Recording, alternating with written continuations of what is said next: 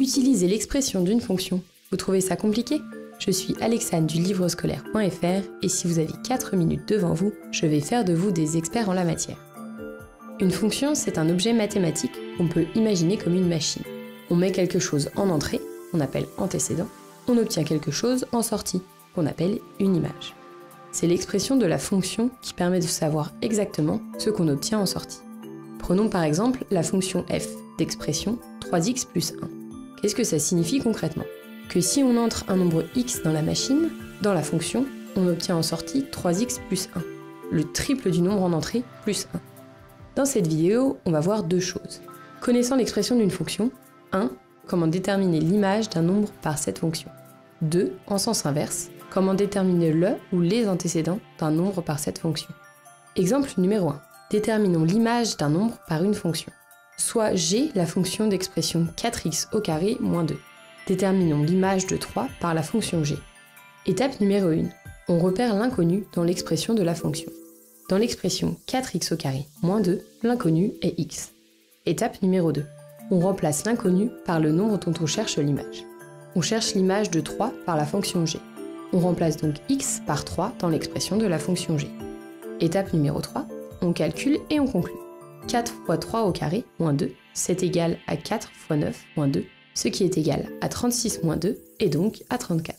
L'image de 3 par la fonction g est donc égale à 34. Exemple numéro 2. Déterminons le ou les antécédents d'un nombre par une fonction. Soit h la fonction d'expression moins 2x plus 4. Déterminons l'antécédent de 6 par la fonction h. C'est-à-dire qu'on cherche le nombre qui, lorsqu'on le passe dans la machine, va permettre d'obtenir 6.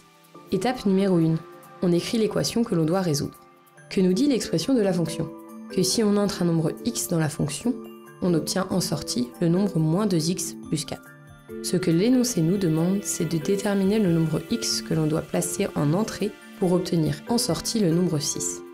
C'est-à-dire de déterminer le nombre x tel que moins 2x plus 4 est égal à 6. On a donc une équation à résoudre. Moins 2x plus 4 égale 6. Étape numéro 2. On résout l'équation. Je ne vais pas entrer dans les détails dans cette vidéo. Si vous avez du mal à résoudre une équation de ce type, je vous renvoie à la vidéo que nous avons réalisée à ce sujet. Le lien est dans la description.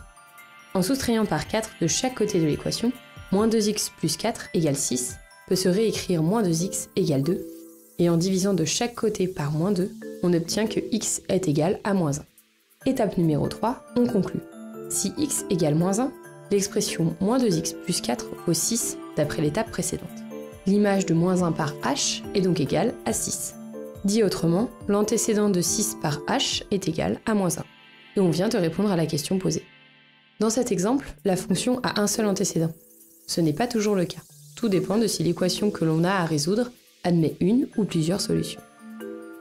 Des questions? Utiliser l'expression d'une fonction, c'est encore flou pour vous? N'hésitez pas à poser toutes vos questions en commentaire et je ferai de mon mieux pour répondre à toutes vos interrogations. Et en parlant de questions, voici la question de fin de vidéo. Aujourd'hui, je vais vous demander de déterminer le ou les antécédents de moins 1 par la fonction m d'expression 4x plus 1. Sur ce, bon courage à vous et on se retrouve dans une prochaine vidéo de maths.